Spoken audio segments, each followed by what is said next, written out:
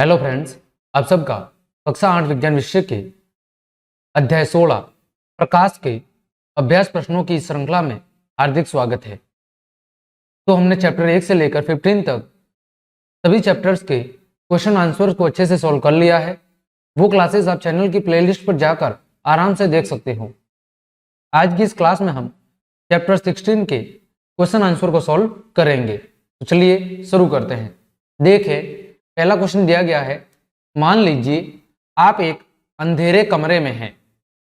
क्या आप कमरे में वस्तुओं को देख सकते हैं? क्या आप कमरे के बाहर वस्तुओं को देख सकते हैं? व्याख्या कीजिए। मान लीजिए आप एक अंधेरे कमरे में हैं और प्रश्न पूछ रहा है कि क्या ऐसी स्थिति में आप कमरे में रखी वस्तुओं को देख पाते हैं या फिर कमरे के बाहर रखी वस्तुओं को देख पाते हैं अथवा नहीं। इसकी हमें व्याख्या करनी है।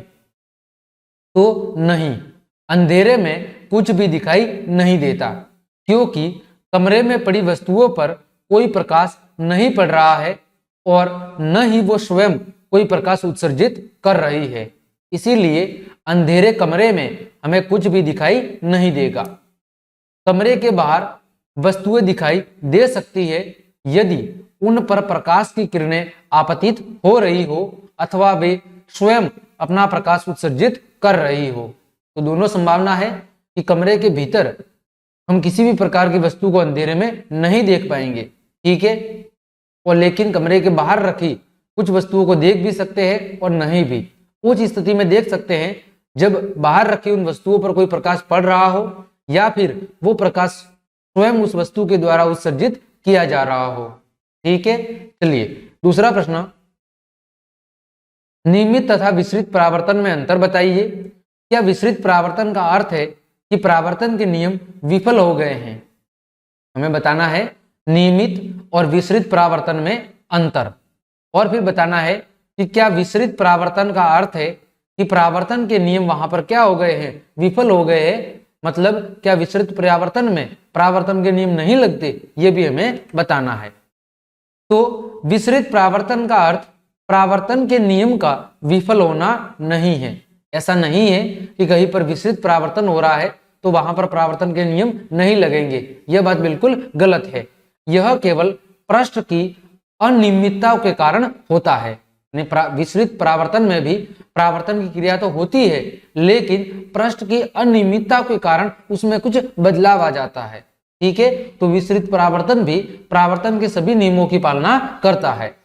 अब हम बात कर रहे हैं नियमित परावर्तन और विसरित परावर्तन के बीच अंतर की, कि इन दोनों के बीच अंतर क्या है। पहला है नियमित परावर्तन।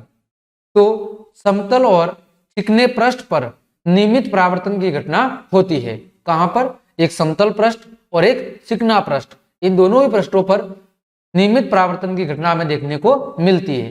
वही बात करें विसरित परावर्तन की, तो विषम और अनियमित पृष्ठ पर हमें विसरित परावर्तन की घटना देखने को मिलती है। कहां पर? विषम और अनियमित पृष्ठ पर। दूसरा, नियमित परावर्तन में जो परावर्तित किरणें होती है, जो परावर्तन के बाद वापस लौटती है, वो कैसी होती है? वो समांतर होती है। नियमित परावर्तन में परावर्तित किरणें कैसी होती है? समांतर होती है। जबकि विसरित परावर्तन में परावर्तित किरणें कैसी होती है? असमांतर होती है। यही दोनों में प्रमुख अंतर है। अगला, निम्न में से प्रत्येक के सामने लिखिए, यदि प्रकाश की एक समांतर किरण पुंज इनसे टकराए तो नियमित परावर्तन होगा या विसरित परावर्तन होगा। प्रत्येक स्थिति में अपने उत्तर का औचित्य भी बताइए। यानी हमें यहाँ पर कुछ वस्तुएं दी गई है और इनके सामने हमें कुछ रखना है, ठीक है, और फिर बताना है कि ऐसी स्थिति में कौन सा परावर्तन होगा? नियमित परावर्तन होगा या विसरित परावर्तन होगा। सबसे पहला है पॉलिश युक्त लकड़ी की मेज। तो पॉलिश युक्त लकड़ी की मेज की स्थिति में यहां पर कौन सा परावर्तन होगा? नियमित परावर्तन होगा। कारण क्या है? क्योंकि लकड़ी की मेज का पृष्ठ पॉलिश होने के अतिरिक्त कैसा है? समतल भी है। और अगर कोई पृष्ठ समतल है और चिकना है तो ऐसी स्थिति में वहां पर नियमित परावर्तन की घटना होती है। दूसरा है चौक पाउडर। तो चौक पाउडर का जो पृष्ठ है वो बिल्कुल समतल या चिकना नहीं होगा। ऐसी स्थिति में यहाँ पर कौन सी परावर्तन की घटना होगी? विसरित परावर्तन की घटना होगी। ठीक है, क्योंकि चौक पाउडर रुक्ष पृष्ठ प्रदान करता है। रुक्ष का मतलब ये चिकना पृष्ठ प्रदान नहीं करता। अगला है गत्ते का पृष्ठ। तो गत्ते का पृष्ठ भी विसरित परावर्तन को प्रदर्शित करेगा। कारण क्या है कि यहाँ पर पृष्ठ पर उपस्थित अनियमितता है, यानी पृष्ठ बिल्कुल समतल नहीं होगा, उसमें कुछ उतार चढ़ाव होगा, इसी कारण वहां पर विसरित परावर्तन की घटना होगी। अगला, संगमरमर के फर्श पर फैला जल। तो संगमरमर का फर्श बिल्कुल समतल होता है और कैसा होता है? चिकना होता है। तो यहाँ पर कौन सी परावर्तन की घटना होगी? नियमित परावर्तन की घटना होगी। अगला है दर्पण। तो दर्पण भी एक समतल है और चिकना पृष्ठ है, अतः यहाँ पर भी नियमित परावर्तन की घटना होगी। अगला कागज का टुकड़ा। तो कागज का टुकड़ा भी कैसा है? हालांकि ये कागज का टुकड़ा समतल है तो नियमित परावर्तन की घटना होगी, और यदि कागज का टुकड़ा थोड़ा रुक्ष है यानी बिल्कुल चिकना या समतल नहीं है, तो ऐसी स्थिति में वहां पर कौन सी होगी? विसरित परावर्तन की घटना भी हो सकती है। यानी कागज के टुकड़े के साथ दोनों प्रकार की घटना संभव है। यदि पृष्ठ बिल्कुल समतल है तो वहां पर नियमित परावर्तन की घटना होगी, और यदि पृष्ठ समतल नहीं है तो ऐसी स्थिति में वहां पर विसरित परावर्तन की घटना हो सकती है। चलिए अगला प्रश्न, परावर्तन के नियम बताइए। तो परावर्तन के दो नियम हैं, आप सब जानते भी होंगे, अपने अध्याय के दौरान पढ़े होंगे। पहला होता है कि आपतित कोण परावर्तित कोण के बराबर होगा, यानी कोण I बराबर कोण R, ये पहला नियम है। दूसरा नियम है आपतित किरण आपतन बिंदु पर अभिलंब और परावर्तित किरण। मतलब ऐसा, ये कुछ पृष्ठ है, ये कोई किरण अगर आ रही है तो ये आपतित किरण, इस पर ये अभिलंब जो 90 डिग्री का कोण बनाएगा, और यहां से होकर परावर्तित होने वाली किरण, ये तीनों ही कहां पर होते हैं? एक ही तल में मौजूद होते हैं। यही दो परावर्तन के क्या है? नियम है। चलिए अगला प्रश्न, यह दर्शाने के लिए कि आपतित किरण परावर्तित किरण और आपतन बिंदु पर अभिलंब ये तीनों एक ही तल में मौजूद होते हैं, एक क्रियाकलाप का वर्णन कीजिए। हमें एक क्रियाकलाप के जरिए इसे समझाना है कि यह बात सत्य है अथवा नहीं है। देखें, एक कागज की सीट को मेज पर रखें। हमें कागज की एक सीट लेनी है और उसे कहां पर रखना है? टेबल पर रखना है, और उसके बीचों बीच में एक सीधी रेखा पेंसिल और मापनी की सहायता से खींचनी है। उस कागज की सीट के बीचों बीच में हमें एक सीधी रेखा किसकी सहायता से? पेंसिल और किसी मापक की सहायता से खींचनी है, और फिर उस सीधी रेखा पर शीशा खड़ा करना है। किसे खड़ा करना है? शीशे को खड़ा करना है।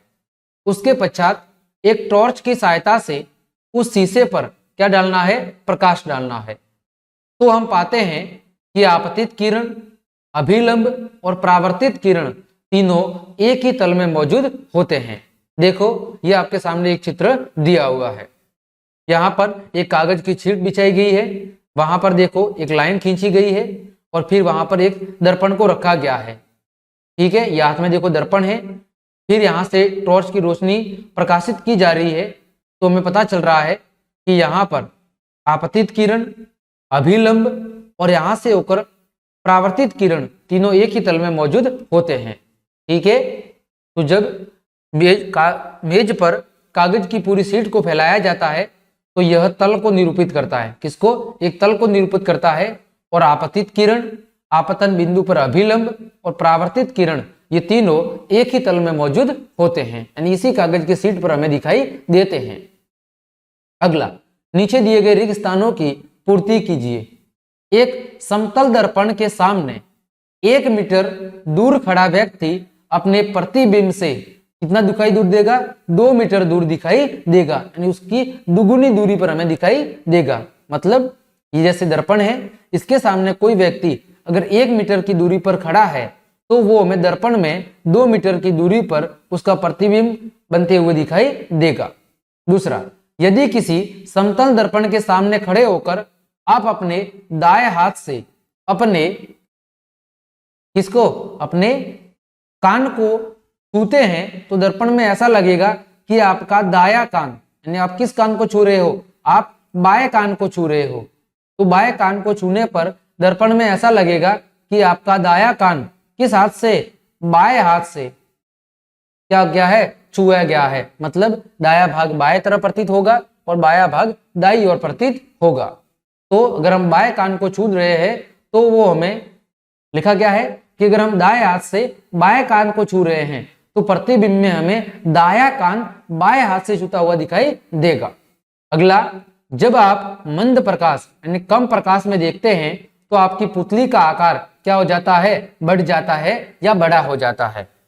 अगला, रात्रि पक्षियों के नेत्रों में शलाकाओं की संख्या की अपेक्षा शंकुओं की संख्या क्या होती है? अधिक होती है। तो पहली खाली जगह में आएगा 2 मीटर, दूसरी में आएगा बाय और बाय, तीसरी में आएगा बड़ा और चौथी में आएगा अधिक। अगला, आपतन कोण परावर्तन कोण के बराबर होता है सदैव, कभी कभी, विशेष दशाओं में या कभी नहीं। तो आपतन कोण सदैव ही परावर्तन कोण के बराबर होता है, यानी कोण आई बराबर कोण आर, ये सदैव ही होता है। अगला, समतल दर्पण द्वारा बनाया गया प्रतिबिंब होता है, यानी समतल दर्पण में कौन सा प्रतिबिंब बनता है? तो समतल दर्पण में हमेशा आभासी दर्पण के पीछे और वस्तु के आकार या साइज के बराबर ही प्रतिबिंब बनता है। अगला है, कैलाइडोस्कोप की रचना का वर्णन कीजिए। कैलाइडोस्कोप की रचना किस तरह बनी होती है, इसका हमें वर्णन करना है। तो कैलाइडोस्कोप एक खिलौना है। क्या है? खिलौना है जिससे अनेक प्रतिबिंब बनाए जा सकते हैं। जिससे क्या होते हैं? एक साथ एक ही वस्तु के अनेक प्रतिबिंब बनाए जा सकते हैं। बहुमूर्तिदर्शी में दर्पण की 3 आयताकार पट्टियों को प्रिज्म की आकृति में क्या किया जाता है? जोड़ा जाता है। कुछ इस तरह 3 दर्पणों को आपस में जोड़ा जाता है और एक मोटे छाट से बने बेलनाकार ट्यूब में लगा दिया जाता है। ठीक है। ट्यूब के एक सिरे पर केंद्र पर छिद्र युक्त एक गत्ते की डिस्क लगाते हैं और दूसरे सिरे पर समतल कांच की वर्ताकार प्लेट दर्पण को छूते हुए दृढ़ता पूर्वक क्या कर देते हैं? चिपका देते हैं। इसके ऊपर कुछ रंगीन कांच के टुकड़े रखकर घिसे हुए कांच की प्लेट से बंद कर देते हैं। इस प्रकार बहुमूर्तिदर्शी या कैलाइडोस्कोप का निर्माण हो जाता है, जैसा आपको चित्र में दिख रहा है। देखो, यहाँ पर 3 दर्पण है, इन्हें एक बेलनाकार पाइप में रखा गया है। यहाँ पर एक गत्ते की डिस्क लगी है एक भाग में, दूसरे भाग में एक पारदर्शी कांच की पट्टी लगी है और उसके ऊपर एक घिसा हुआ कांच लगा हुआ है। तो इस प्रकार कैलाइडोस्कोप की रचना का निर्माण हम कर सकते हैं। अगला है, मानव नेत्र का एक नामांकित चित्र बनाइए। तो ये मानव नेत्र का एक नामांकित चित्र है, जिसके प्रमुख भाग क्या है? पक्ष मांसपेशियां, परितारिका, लेंस, कॉर्निया, रेटिना, प्रकाशिक तंत्रिका, ये हमारी आंख के कुछ प्रमुख भाग है। और यहाँ पर बीच में काचाभ द्रव्य भरा होता है। क्या भरा होता है? काचाभ द्रव्य भरा होता है। ठीक है। अगला है, वर्णन कीजिए कि आप अपने नेत्रों की देखभाल कैसे करेंगे, कि हमें अपने आंखों की देखभाल कैसे करनी चाहिए, इसका वर्णन करना है। तो नेत्र प्रकृति या भगवान के द्वारा दी गई एक बहुमूल्य क्या है? देन है। इसीलिए ये आवश्यक है कि नेत्रों की उचित देखभाल की जाए, क्योंकि इसके बिना कुछ भी देखना संभव नहीं है। तो पहला है, साफ स्वच्छ जल से प्रतिदिन नेत्रों की सफाई करनी चाहिए। सबसे पहला क्या है कि हम प्रतिदिन हमें सुबह उठकर सबसे पहले बिल्कुल साफ और स्वच्छ जल से अपने नेत्रों की क्या करनी चाहिए? सफाई करनी चाहिए। दूसरा, बहुत तेज अथवा बहुत मंद प्रकाश में भी नहीं पढ़ना चाहिए। ऐसा नहीं है कि बहुत ज्यादा प्रकाश में आप पढ़े, या ऐसा भी नहीं हो कि आप बहुत ही लो लाइट में पढ़े, तो वो भी आपको ध्यान रखना है। तीसरा, चलते वाहन में कभी नहीं पढ़ना चाहिए। चलते हुए वाहन में हमें कभी भी नहीं पढ़ना चाहिए। अगला, आंखों को अधिक नहीं मलना चाहिए। हमें आंखों को ज्यादा नहीं मलना चाहिए। अगर आंख में कुछ गिर पड़ता है तो हमें उसे चिकित्सक के पास जाकर निकलवाना चाहिए, न कि बार बार मलना चाहिए। अगला, बहुत गर्मी वाले दिन धूप के सच में उपयोग में लाने चाहिए। यानी अगर बहुत ज्यादा गर्मी पड़ रही है तो ऐसी स्थिति में हमें धूप के सचमों का उपयोग करना चाहिए। अगला, सूर्य को कभी भी सीधी नजरों से नहीं देखना चाहिए और न ही सूर्य ग्रहण को देखना चाहिए। ठीक है। अगला, स्वस्थ और साफ आंखों के लिए विटामिन युक्त भोजन का निर्माण करना चाहिए या विटामिन युक्त भोजन का सेवन करना चाहिए। ये कुछ प्रमुख बिंदु है जिनके उपयोग से हम अपने आंखों की देखभाल कर सकते हैं। अगला है, यदि परावर्तित किरण आपतित किरण से 90 डिग्री का कोण बनाए तो आपतन कोण का मान कितना होगा। तो देखें, आपतन कोण का मान कितना होगा, 45। कैसे, देखो, जैसे ये परावर्तित किरण है वो आपतित किरण से कितने डिग्री का कोण बना रही है, 90 डिग्री का। तो ऐसी स्थिति में ये 90 डिग्री का कोण दो भागों में बढ़ जाएगा। ठीक है, तो एक कोण ये भी 45 होगा और ये भी 45, क्योंकि कोण I बराबर कोण R होता है। ठीक है, आपतन कोण बराबर परावर्तन कोण, इस कारण से यह कोण दो भागों में बढ़ जाएगा और प्रत्येक कोण कितना होगा, 45 डिग्री का होगा।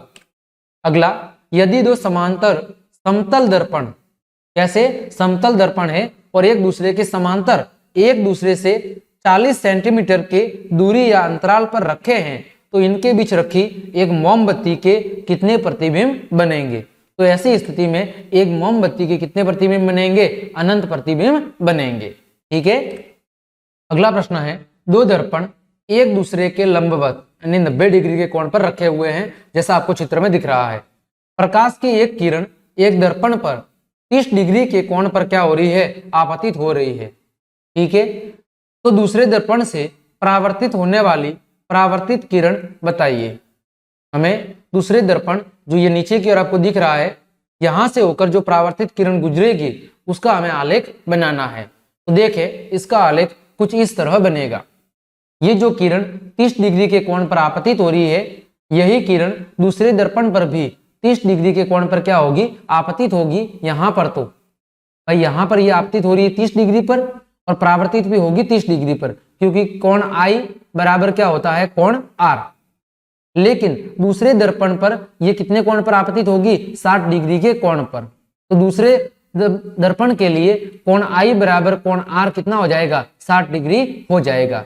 और ऐसी स्थिति में वो परावर्तित किरण 60 डिग्री के कोण पर क्या होगी, परावर्तित होगी। जैसा आपको चित्र में ये वाला भाग दिख रहा है कि यहाँ से जो किरण परावर्तित हो रही है वो किरण यहाँ पर 60 डिग्री के कोण पर आपतित हो रही है और 60 डिग्री के कोण पर ही वापस क्या होगी, दर्पण से टकराने के बाद परावर्तित भी होगी। तो इस प्रकार हमने आपके अभ्यास के सभी प्रश्नों को अच्छे से सॉल्व कर लिया है। क्लास देखने के लिए आप सभी को धन्यवाद। अगर आपको क्लास पसंद आई है तो लाइक, कमेंट, शेयर और सब्सक्राइब जरूर करें। धन्यवाद।